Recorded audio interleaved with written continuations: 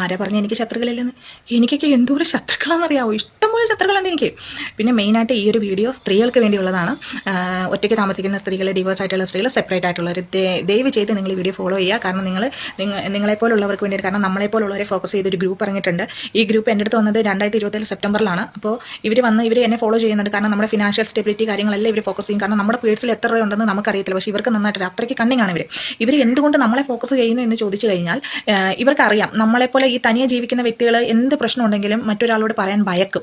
കാരണം നമ്മൾ പറഞ്ഞു കഴിഞ്ഞാൽ നമ്മുടെ ചിന്ത എന്താ, അയ്യോ ഞാനിത് പറഞ്ഞാൽ നാട്ടുകാർ വിചാരിക്കും നീ അങ്ങനെ നടക്കുന്നവളായിട്ടല്ലേ നിന്റെ അടുത്ത് ഇങ്ങനെ വന്നേ, ആ ഒരു ചിന്ത തോട്ടുള്ളതുകൊണ്ട് നമ്മൾ പറയാൻ പേടിക്കുന്നത്. എന്നെ സംബന്ധിച്ചിട്ട് ഞാൻ എൻ്റെ അമ്മയും ചേച്ചിയൊക്കെ നല്ല ഫ്രണ്ട്ലി ആയിട്ട് ഞാനിത് ആദ്യമേ വീട്ടിൽ പറഞ്ഞു.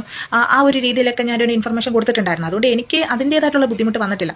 പിന്നെയെന്ന് വെച്ച് കഴിഞ്ഞാൽ ഇവർ കൂടുതൽ പണമാണ് ആവശ്യപ്പെടുന്നത്. പണം പിന്നെ അറിയാലോ, പണം ഇല്ലെങ്കിൽ അവർ ആവശ്യം എന്താണെന്ന് നമുക്കറിയാലോ.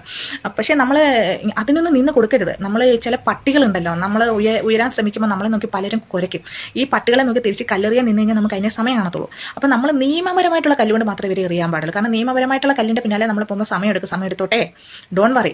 ഇവരെന്ത് വേണമെങ്കിലും ചെയ്തിട്ട്, കാരണം ഇവരൊരു വലിയ ഗ്രൂപ്പാണ്. എനിക്കൊക്കെ എന്തോരം അനോണിമസ് ആയിട്ടുള്ള കോളുകൾ വരുമെന്ന് അറിയാം. അവരുടെ പിന്നാലെ പോയിട്ട് കേസ് കൊടുക്കരുത്, അത് ചെയ്യും ഇത് ചെയ്യും എന്നൊക്കെ പറഞ്ഞ് കോളുകളുണ്ടാവും. അപ്പോൾ ഇങ്ങനെയുള്ളൊരു കൂടുതൽ പ്രഷർ വരുമ്പോൾ പല രീതിയിൽ ഞാൻ ഈ വീഡിയോ എടുക്കുമ്പോൾ തന്നെ ഞാൻ ചിന്തിച്ചു, എത്രയോ സ്ത്രീകൾ ഇങ്ങനെ മോശമായിട്ടുള്ള സാഹചര്യത്തിൽ കൂടെ പോകുന്നു. അപ്പോൾ എന്നോട് പലരും പറഞ്ഞു ഇത് അക്കടക്കിട്ട് പോട്ട് എന്നുള്ള രീതിയിൽ വിട്ട് കളയാന്നുള്ളത്. പക്ഷെ നമ്മളങ്ങനെ വിട്ട് കഴിഞ്ഞാൽ നാളെ ഇത് വീണ്ടും ആവർത്തിക്കും. ഇപ്പോൾ എൻ്റെ ഫാമിലി സപ്പോർട്ട് ഉള്ളതുകൊണ്ട് ഞാൻ ജീവിക്കുന്നു. പക്ഷേ എല്ലാവരും അങ്ങനെ ആവില്ല. കഴിഞ്ഞ ദിവസം ഇതേപോലെ ഒരു ഇൻസിഡൻറ്റ് എനിക്ക് പരിചയമുള്ള ഒരാൾക്കുണ്ടായി. അപ്പോൾ ആ വ്യക്തി എന്നെ വിളിച്ചിട്ട് ഭയങ്കരമായിട്ട് കരഞ്ഞിട്ട് പറഞ്ഞൊരു കാര്യമാണ്, ഫാമിലിയിൽ നിന്ന് സപ്പോർട്ടില്ല.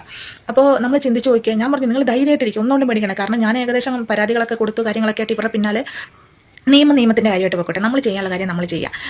ഇവരെന്ന് വെച്ച് കഴിഞ്ഞാൽ പണിയെടുത്ത് ജീവിക്കാൻ പറ്റാതെ വെറും വേസ്റ്റ് ഉണ്ടാക്കുന്ന മിഷ, അതായത് നമ്മളെപ്പോലുള്ളവരെ പിഴിഞ്ഞ് തിന്ന് വേസ്റ്റ് ഉണ്ടാക്കുന്ന മിഷ മാത്രമാണ്. ഇവന്മാരെയൊന്നും വലിയ വില നമ്മൾ കൊടുക്കണ്ട. ഇവന്മാർ എന്തിനാണ് നമ്മൾ അങ്ങനെ വില കൊടുക്കുന്നത്? അതിൻ്റെ ഒന്നും ആവശ്യമില്ല. പിന്നെ നമ്മുടെ കാര്യം നോക്കി നമ്മൾ മുന്നോട്ട് പോകുക, അത്രേ ഉള്ളൂ. പിന്നെ ലേഡീസ് ധൈര്യമായിട്ടിരിക്കണം, സ്ട്രോങ് ആയിട്ടിരിക്കും. പെൺകുട്ടികൾ സ്ട്രോങ് ആയി എന്ന് കണ്ടു കഴിഞ്ഞാൽ തന്നെ ഇവന്മാർ ഭയക്കും. പിന്നെ ഇവന്മാരുടെ മെയിനായിട്ടുള്ളൊരു കാര്യം എന്ന് വെച്ച് കഴിഞ്ഞാൽ ഇവന്മാരുടെ കൂട്ടത്തിൽ നമ്മുടെ ബന്ധുക്കളുണ്ടാവും. അതാണ് ഏറ്റവും വലിയൊരു കാര്യം. നമ്മുടെ ബന്ധുക്കൾ, നമ്മുടെ ഏറ്റവും അടുത്ത സുഹൃത്തുനിന്ന് നമ്മൾ കരുതുന്ന വ്യക്തികൾ, നമ്മുടെ അയൽക്കാരുടെ കൂട്ടത്തിൽ വരെ ഇവന്മാരുടെ ഗ്രൂപ്പിലുണ്ട്. കാരണം ഇവർക്ക് നമ്മൾ കൊടുക്കുക, ഇപ്പം നമ്മളെപ്പോലുള്ള സാധാരണക്കാരിൽ നിന്ന് വാങ്ങിക്കുന്ന പൈസ ഇവർ ഡിവൈഡ് ചെയ്തെടുക്കുന്നത്. 1000 രൂപ കിട്ടി അത്ര ആയില്ല, അങ്ങനെ ചിന്തിക്കുന്നതാണ്. ഒരാളുടെ ഫീലിങ്സ് വെച്ച് കളിക്കുന്നത്. ഇപ്പോൾ എന്നെയൊക്കെ സംബന്ധിച്ചുള്ള എനിക്ക് എന്തോരം അപവാദങ്ങളാണ് കേട്ടിട്ടുണ്ടിരിക്കുന്നതെന്ന് അറിയാമോ? അത്രയ്ക്ക് നമ്മൾ സഹനത്തിൻ്റെ അങ്ങ് അറ്റം എത്തും. അപ്പോൾ ചിലപ്പോൾ ഒന്നും നിസ്സഹായ അവസ്ഥ ഉണ്ടല്ലോ, അവസാന സ്റ്റേജിൽ ഒരാളുടെ മരണത്തിൻ്റെ അവസാന ശ്വാസം പോകുമ്പോൾ ആ പിടച്ചിലിൻ്റെ നിസ്സഹായത, ആ അവസ്ഥയിൽ വരെ എത്തും നമ്മൾ.